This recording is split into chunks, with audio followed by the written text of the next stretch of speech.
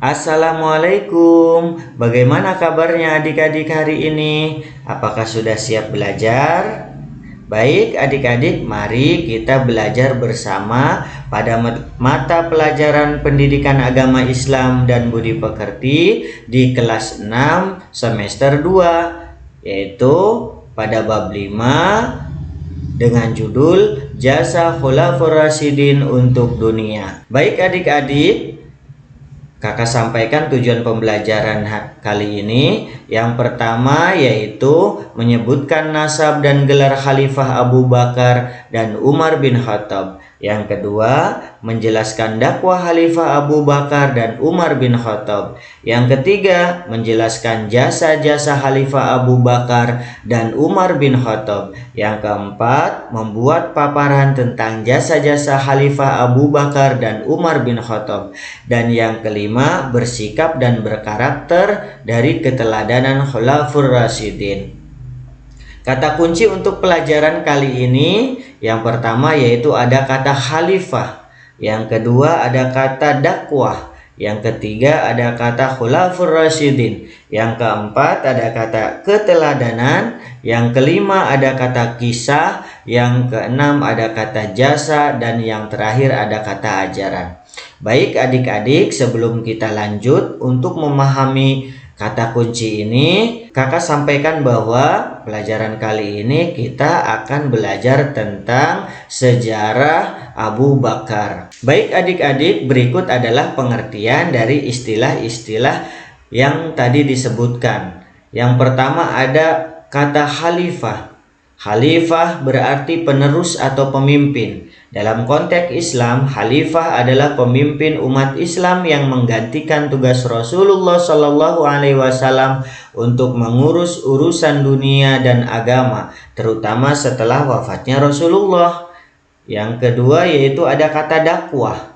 Dakwah adalah aktivitas menyampaikan ajaran Islam kepada orang lain, baik umat muslim maupun non-muslim, dengan tujuan mengajak kepada kebaikan, mencegah kemungkaran, serta menyebarkan nilai-nilai Islam sesuai Al-Quran dan hadis. Yang ketiga adalah kata Khulafaur Rasyidin, adalah istilah untuk 4 khalifah atau pemimpin pertama dalam sejarah Islam yang memimpin setelah Rasulullah Sallallahu Alaihi Wasallam, yaitu pertama Abu Bakar As-Siddiq, yang kedua Umar bin Khattab, yang ketiga Utsman bin Affan, yang keempat Ali bin Abi Thalib. Mereka dikenal sebagai pemimpin yang adil, bijaksana, dan mempraktikkan ajaran Islam dengan baik. Kata yang keempat yaitu keteladanan. Keteladanan adalah sikap atau perilaku yang dapat dijadikan contoh oleh orang lain. Dalam konteks Islam, keteladanan merujuk pada sifat dan tindakan Nabi Muhammad SAW, para sahabat, dan Khulafaur Rasyidin yang menunjukkan akhlak mulia, keadilan, dan ketaatan kepada Allah Subhanahu wa Ta'ala. Yang kelima, kisah. Kisah adalah cerita atau riwayat yang sering digunakan untuk memberikan pelajaran atau hikmah. Dalam Islam, kisah para nabi, sahabat, dan Khulafaur Rasyidin banyak diceritakan untuk dijadikan teladan dalam kehidupan sehari-hari. Yang keenam, jasa. Jasa merujuk pada kontribusi atau pengorbanan seseorang yang memberikan manfaat besar kepada orang lain. Jasa Khulafaur Rasyidin misalnya meliputi penyebaran Islam, penyusunan Al-Quran, pembentukan pemerintahan Islam yang adil, dan penegakan syariat Islam. Dan yang terakhir, ajaran. Ajaran adalah istilah atau nilai-nilai atau prinsip yang diajarkan oleh suatu agama atau keyakinan.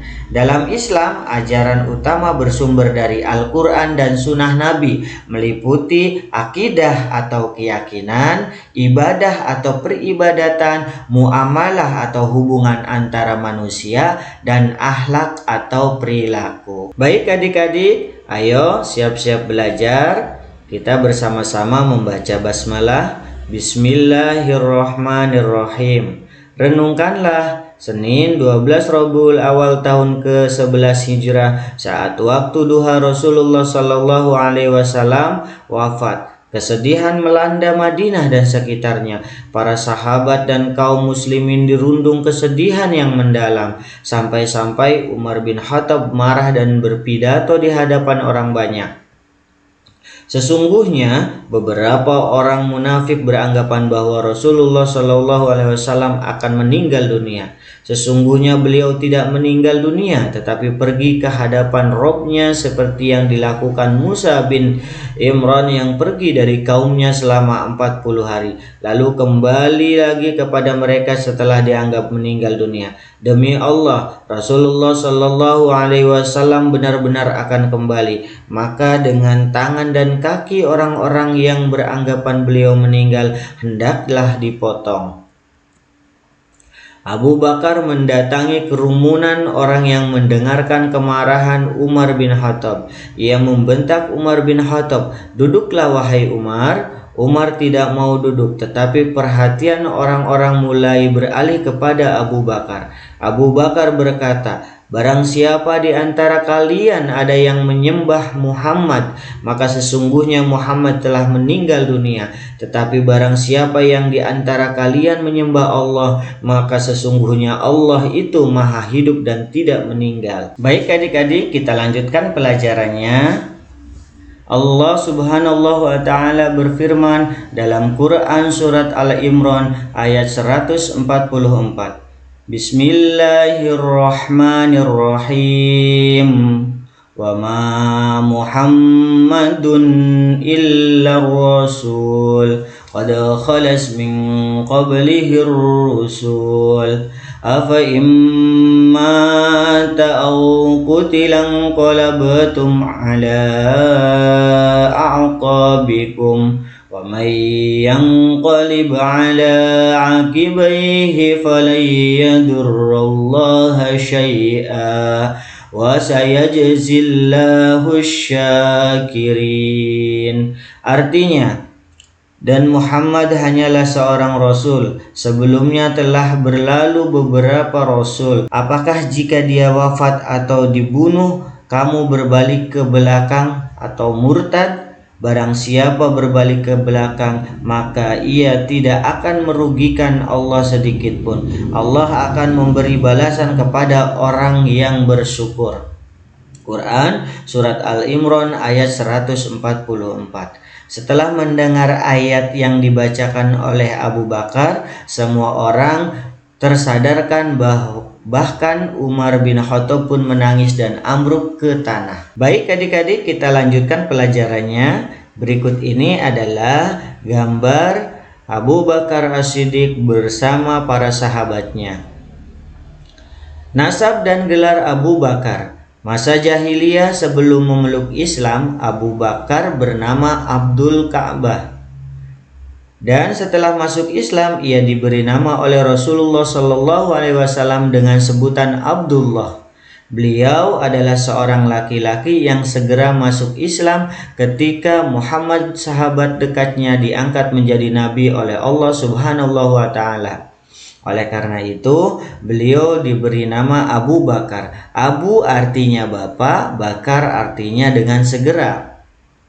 Abu Bakar dilahirkan dari seorang ibu yang bernama Ummi Al-Khair yang semula bernama Salma binti Sahir bin Amir, sedangkan ayahnya bernama Abu Kahafah yang semula bernama Utsman bin Amir. Abu Bakar diberi gelar As-Siddiq atau sangat benar dari Allah Subhanahu wa Ta'ala melalui lisan Nabi Shallallahu Alaihi Wasallam, karena dia selalu membenarkan apa yang dibawa atau yang disampaikan oleh Rasulullah Shallallahu Alaihi Wasallam. Perlu kalian tahu kisah gelar As-Siddiq.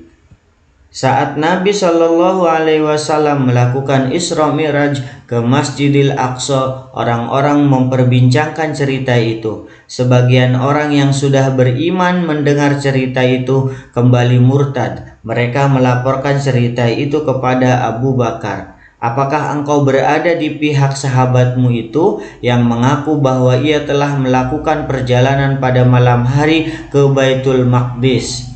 Abu Bakar menjawab, apakah benar ia?" Muhammad Shallallahu Alaihi Wasallam mengatakan demikian. Mereka menjawab, "Iya." "Jika memang ia telah mengatakan ia benar," tegas Abu Bakar, "engkau membenarkan ia pergi di malam hari ke Baitul Maqdis dan telah datang lagi sebelum subuh." "Ya, aku akan terus membenarkan meskipun beliau mengatakan yang lebih jauh dari itu. Aku membenarkan dengan kabar langit, baik di pagi maupun malam hari," jawab Abu Bakar. Sejak itulah Abu Bakar dijuluki dengan As-Siddiq. Ali bin Abi Thalib mengatakan dan bersumpah, Allah menurunkan nama Abu Bakar dari langit, As-Siddiq. Dakwah Abu Bakar As-Siddiq.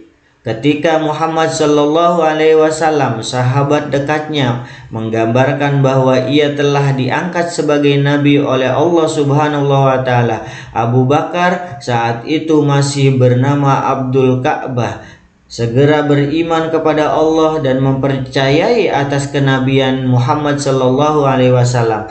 Abu Bakar terus berdakwah bersama Nabi Sallallahu Alaihi Wasallam, mengajak sahabat dekatnya memeluk Islam, di antaranya Utsman, Zubair, Talhah, Abdurrahman, dan Sa'ad ibnu Abi Waqqas. Abu Bakar dengan hartanya memerdekakan 7 budak yang disiksa karena memeluk Islam, di antaranya Bilal, Ammar, Zunairah. Membenarkan peristiwa Isra Mi'raj saat orang-orang kembali murtad karena tidak percaya atas Isra dan Mi'raj Nabi Shallallahu Alaihi Wasallam. Abu Bakar dengan tegas mengatakan bahwa aku akan terus membenarkan meskipun beliau mengatakan yang lebih jauh dari itu. Aku membenarkan dengan kabar langit, baik di pagi maupun malam hari. Berhijrah di masa-masa akhir saat kemarahan kafir Quraisy memuncak dan fokus mereka tertuju kepada orang-orang muslim yang masih tersisa di Mekah. Abu Bakar mengatur strategi untuk pergi meninggalkan tanah kelahirannya. Ia berhijrah berdua bersama Muhammad Shallallahu Alaihi Wasallam, bersembunyi beberapa hari di sebuah gua sempit, sekaligus menjadi saksi terjadinya mukjizat dari Allah atas diri Nabi Shallallahu Alaihi Wasallam. Abu Bakar menjadi khalifah, menjaga persatuan kaum muslimin setelah Nabi Shallallahu Alaihi Wasallam wafat. Kaum Ansar dan Mujahirin berkumpul di rumah Sa'ad ibnu Ubadah di Saqifah dan Bani Sa'idah. Mereka bermusyawarah dari siang sampai Senin malam 12 Rabiul Awal tahun ke-11 Hijrah. Semua yang hadir akhirnya sepakat mengangkat dan membaiat Abu Bakar sebagai khalifah. Selasa 13 Rabiul Awal 11 Hijrah, Umar bin Khattab berpidato, "Sesungguhnya Allah telah menjadikan urusan kepemimpinan kalian kepada orang terbaik di antara kalian, seorang sahabat Rasulullah Shallallahu Alaihi Wasallam, orang kedua dari 2 orang ketika mereka berada di gua. Karena itu berdirilah dan baiatlah ia." Saat Abu Bakar naik ke mimbar, ia tidak melihat kehadiran Zubair. Abu Bakar berkata, "Panggillah Zubair." Setelah Zubair datang, Abu Bakar berkata, "Wahai anak bibi Rasulullah, apakah engkau ingin persatuan kaum muslimin pecah?" Zubair menjawab, "Tidak, wahai Khalifah Rasulullah." Kemudian Zubair membaiat Abu Bakar. Abu Bakar tidak melihat kehadiran Ali bin Abi Thalib. "Panggilkan Ali bin Abi Thalib." Setelah Ali datang, Abu Bakar berkata, "Wahai sepupu Rasulullah yang telah dinikahkan Rasulullah dengan putrinya, apakah engkau ingin persatuan kaum muslimin pecah?"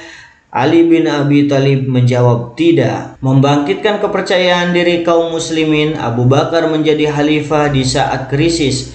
Kaum muslimin kehilangan kepercayaan diri, putus asa. Untuk membangkitkan kekuatan kaum muslimin, Abu Bakar memulai dari mengobarkan semangat pasukan militer, melanjutkan ekspedisi pasukan militer pimpinan Utsman bin Zaid yang tertunda karena sakitnya sampai wafatnya Rasulullah Shallallahu Alaihi Wasallam. Walaupun banyak yang kurang setuju, Abu Bakar tetap bersikukuh. Allah memberkahi ekspedisi ribuan pasukan Utsman bin Zaid dengan membawa 11 panji Rasulullah SAW mampu menggentarkan daerah-daerah yang dilewati. Kaum muslimin yang semula merasa putus asa kembali bangkit kepercayaan dirinya. Pasukan Usamah mampu membuat ketar-ketir kabilah yang semula berniat memisahkan diri dari barisan kaum muslimin. Mereka berpikir bahwa jika kaum muslimin lemah, tidak mungkin mampu memberangkatkan pasukan yang besar di masa sulit. Menegakkan keimanan dan hukum. Orang munafik adalah orang mulutnya bersyahadatain tetapi hati dan perbuatannya tidak mengikuti ajaran Rasulullah Shallallahu Alaihi Wasallam. Bahkan hatinya membenci Islam. Kodifikasi Al-Quran dalam satu mushaf. Dalam peristiwa Yamamah, penghafal Al-Quran gugur mencapai 700 orang. Oleh sebab itu, Umar bin Khattab mengusulkan kepada Khalifah Abu Bakar As-Siddiq agar mengumpulkan Al-Quran dalam satu mushaf.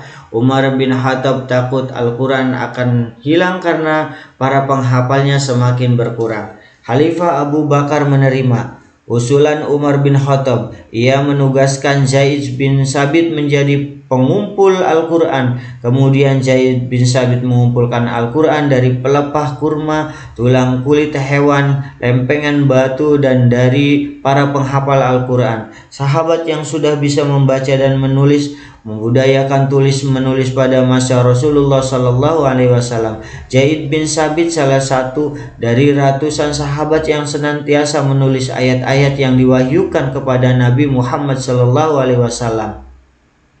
Lembaran-lembaran hasil pengumpulan Al-Quran disimpan Khalifah Abu Bakar As-Siddiq sampai ia meninggal dunia. Kemudian berpindah kepada Umar bin Khattab sampai ia pun meninggal. Sepeninggal Umar bin Khattab, kumpulan Al-Quran dipegang oleh Hafsah binti Umar. Peran Khalifah Abu Bakar As-Siddiq dalam mengumpulkan Al-Quran merupakan jasa dan kemaslahatan terbesar dalam ajaran agama Islam. Ia telah menunaikan amanah Rasulullah Sallallahu Alaihi Wasallam. Sampaikanlah dariku walaupun satu ayat.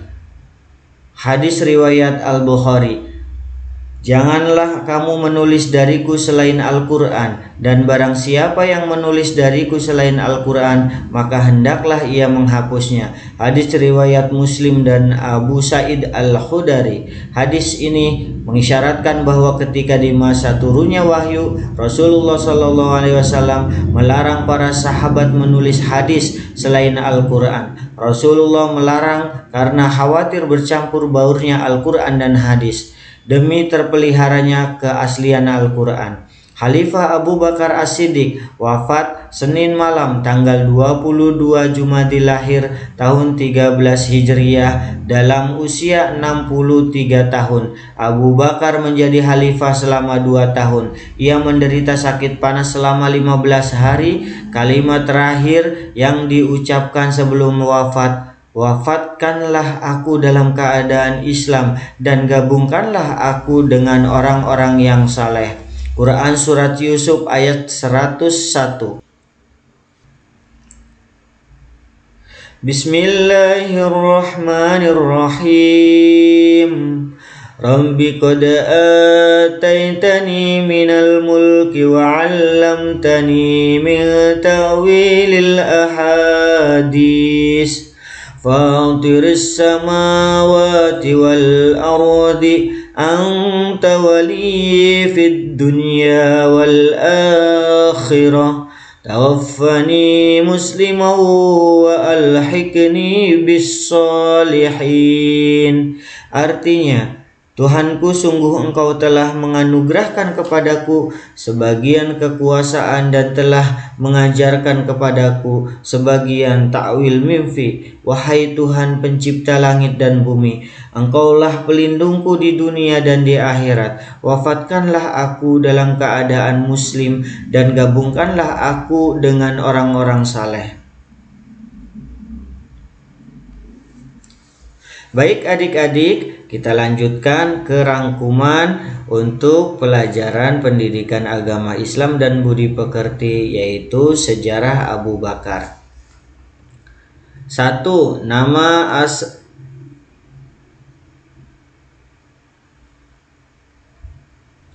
Satu, Nama asalnya Abdul Ka'bah, setelah Islam bernama Abu Bakar. Bapak yang segera masuk.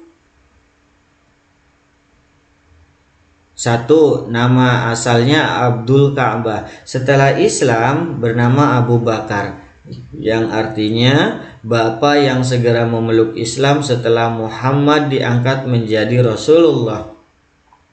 2. Abu Bakar mendapat gelar As-Siddiq, gelar dari Allah Subhanahu wa taala melalui Rasulullah Shallallahu alaihi wasallam. Ia yang pertama membenarkan peristiwa Isra Mi'raj. 3. Setelah Abu Bakar memeluk Islam, ia mengajak juga sahabat dekatnya. Ia memerdekakan beberapa budak yang disiksa majikannya karena masuk Islam. 4. Abu Bakar berhijrah bersama Rasulullah, bersembunyi dari kepungan kafir Quraisy selama beberapa hari di Gua Sur. 5. Abu Bakar satu-satunya sahabat yang menenangkan sahabat lainnya dan kaum muslimin ketika Rasulullah Shallallahu alaihi wasallam wafat. 6.